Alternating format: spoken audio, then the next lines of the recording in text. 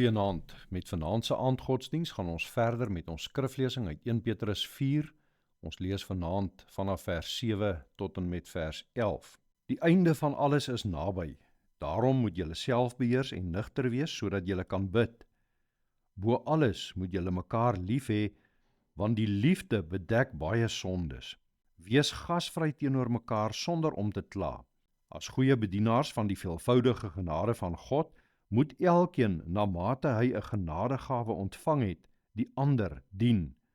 As iemand die gawe ontvang het om te preek, moet God deur hom aan die woord kom, en as dit is om in die gemeente te dien, moet hy dien met die krag wat God verleen.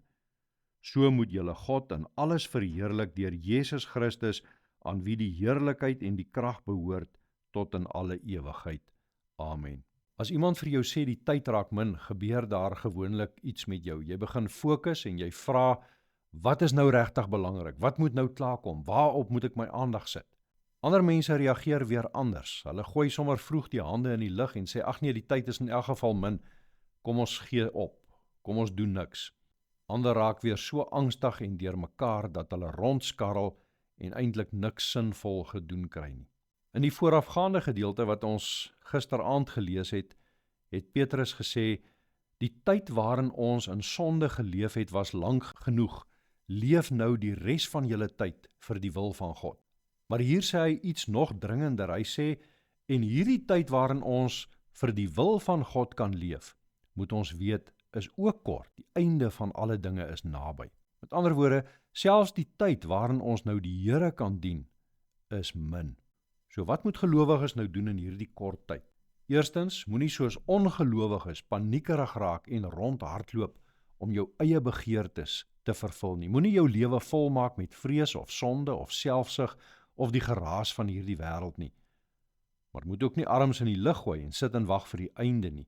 Nee, hy sê, leef gefokus, wees nugter, wees ingetoe, wees ingestel op die dinge van God, pak alles aan met gebed.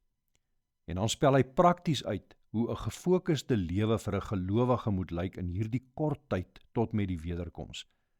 Julle moet mekaar vurig lief hê, sê hy, en julle moet mekaar dien met die gawes wat julle van God ontvang het. Dit maak nie saak of dit is om die evangelie te verkondig of in die gemeente te dien nie. As ons so lewe, lewe ons voluit vir God in die min tyd wat oor is, en sal God in alles verheerlik word. Hoor dan, die tyd om in geloof te leef is min. Die einde is naby. Leef in liefde, gebruik jou gawes. So word God verheerlik. Kom ons bid nou saam. Here ons God, ons bid dat U ons vanaand tot rus voor U sal bring en tot vrede voor U sal bring.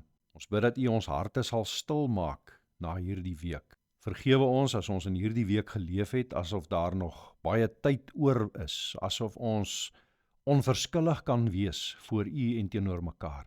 Vergewe ons, Here, as ons gebedslewe verwaarloos het, as ons liefde koud geword het, en as ons meer aan ons eie behoeftes en belange gedink het, as wat ons gedink het daaraan om mekaar te dien. Leer ons om nugter en wakker voor U te lewe, berei ons harte voor vir môre, wanneer ons saam met die gemeente onder U woord sal kom. Gee dat ons dit nie net sal hoor nie, Here, maar dat ons werklik sal luister en sal glo.